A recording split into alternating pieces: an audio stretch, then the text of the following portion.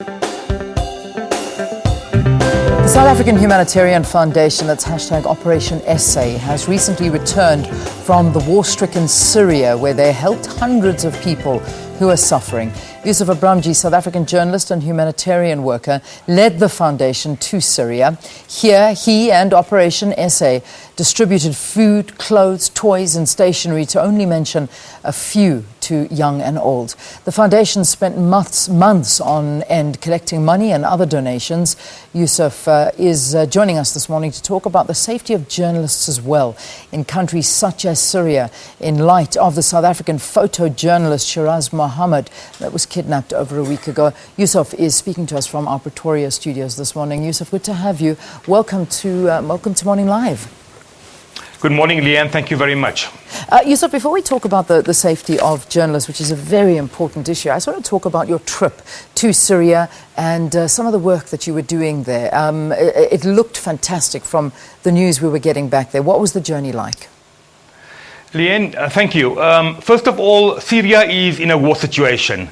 The suffering is of epic proportion. We are told on the Syrian-Turkish border alone there are about 3 million refugees. There's about 1 million of them are children, 500,000 orphans. There are tens of thousands of widows. When you look at the suffering on the ground, it breaks your heart. I went for 5 days with the Al-Imdad Foundation, led by Kari Ziad Patel, an international humanitarian group. And let me tell you, I'm now back for just over a week, Leanne. I'm heartbroken. It's been an emotional roller coaster. When I think of the scenes, be it at the orphanage, be it in the tents right inside Syria in the refugee camps, be it at a trauma center where we found scores of women that were gang raped, be it at hospitals where people have no legs, they were severely burned. It really brings home the real effects of the war. The suffering is widespread, and there's much more that needs to be done. You know, I was watching with keen interest, particularly when it came to the children of Syria. And, you know, there's reports and things that I think you may have suggested that there are around about 300,000 children that have been left orphaned by this particular war in Syria. Is that the situation? Indeed, the figure we're given is between 300,000 and 500,000 children are orphaned. Many of them came from Aleppo over recent days because of the bomb attack that we had. And really, when you go to the orphanages and you speak to these lovely children, although you can see the pain and you can feel the pain, when you speak to them, you can see it in their eyes, they are still smiling. I left the orphanage in Rehanli on the Turkish-Syrian border in tears. A little 2-year-old boy, Ahmed, he refused that I go. He wanted me to come along with him, and we know we can't take the children along. When we see a 9-year-old girl in a wheelchair, she was shot in the spine, she's paralyzed for life. You ask yourself the question, Leanne, why do we have the war? Where is the world? Why do we keep quiet? A real heartbreaking situation indeed. Yeah. As South Africans, I know that we as South Africans managed to, or you as an organisation managed to gain about 9.75 million rand towards this particular cause. Who was this funds handed to?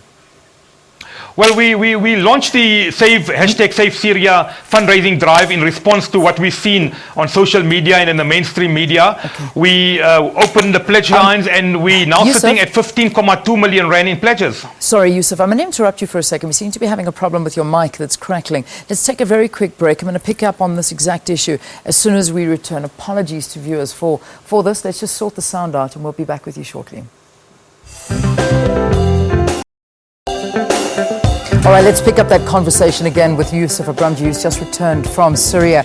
South African delegation going, raising money and helping where they can. Yusuf, we were talking about the money that's been handed over. 9.7 million was handed over, rands from South Africa?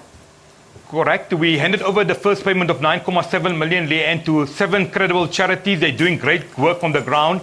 Organizations like Islamic Relief South Africa, the Al-Imdad Foundation, the Council of Muslim Theologians South Africa, the African Muslim agencies and others.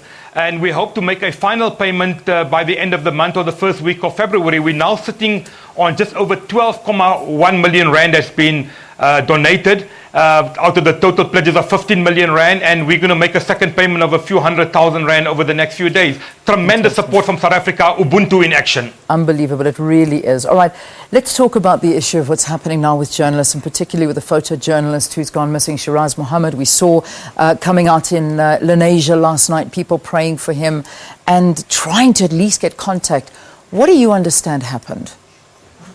Well, Shiraz Mohammed is known to me. In fact, a few days before I left for the Turkish-Syrian border, he contacted me saying he wanted to accompany us. I explained to him that going into Syria will be very, very difficult. It's dangerous.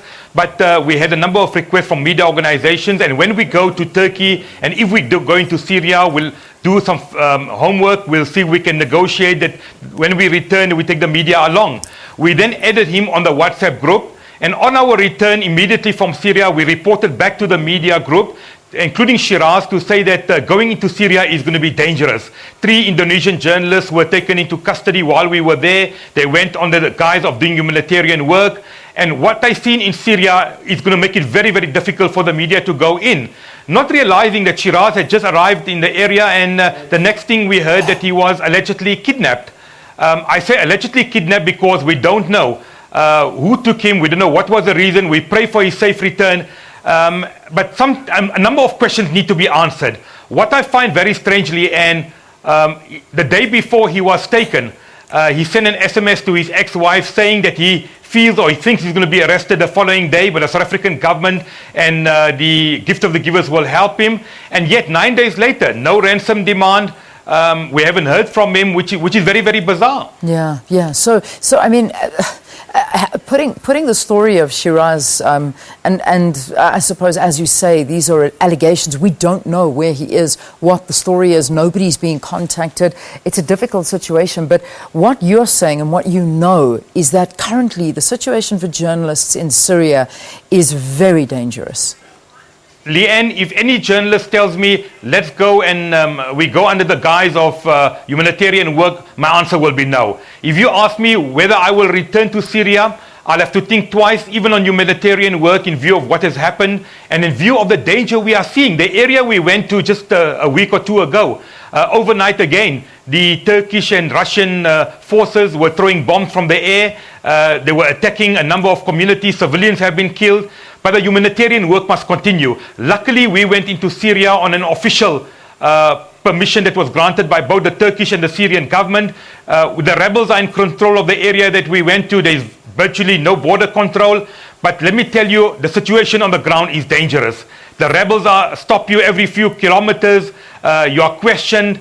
And it's very, very unsafe. And I think the safety of journalists throughout the world is paramount to what we do. We shouldn't be risking our lives just for the sake of getting the story along. Safety is very, very important. Yeah, it certainly is. I think that's good advice. But Yusuf, we'll continue to pray for Shiraz and hope that there will be some contact or some news coming out.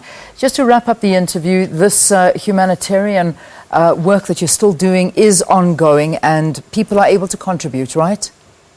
Indeed, the humanitarian work will go on. We hope to return to the Jordan-Syrian border, to the Turkish-Syrian border, to continue the humanitarian work. We're working with an IHH, the international group, together with organizations like the Al-Imdad Foundation.